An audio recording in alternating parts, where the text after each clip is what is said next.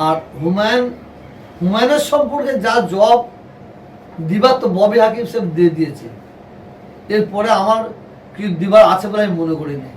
আমি বাংলার মানুষকে বলবো, আমরা সবসময় সাম্প্রদায়িকের বিরুদ্ধে ভোট দেবো, উন্নয়নের পক্ষে ভোট দেবো। তবে হ্যাঁ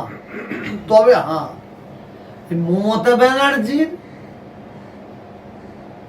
এই সাজানো বাংলায়, সাজানো বাগানে কিছু দুপায়ে জন্তুর ঢুকেছে, তাদের বিরুদ্ধে আমরা ভোট দেবো।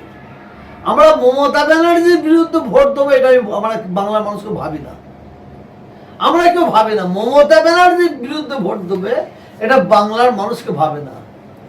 আমরা সরকারের বিরুদ্ধে ভোট নয়, আমাদের ব্যক্তির বিরুদ্ধে। মমতা ব্যানার্জি যে লড়াই করে বাংলার একটা সুন্দর বাগান তৈরি করেছে, সেই বাগানে কিছু দুপায়ে জন্তুর পশু ঢুকেছে, সেই পশুগুলো বিরুদ্ধে ভোট আমরা বাংলায় দেব। আমরা এখানে তৃণমূল দেখব না, আমরা সিপিএম দেখব না, আমরা কংগ্রেস দেখব না। যারা আমাদের ভোট নিয়ে বিশেষ করে মুসলমানদের ভোট নিয়ে মুসলমানদের লড়াই লাগিয়েছে, মিথ্যা কেস দিয়ে মুসলমানদের জড়িয়েছে, যারা অরাজকতা করেছে, তাদের বিরুদ্ধে আমরা ভোট দেবো।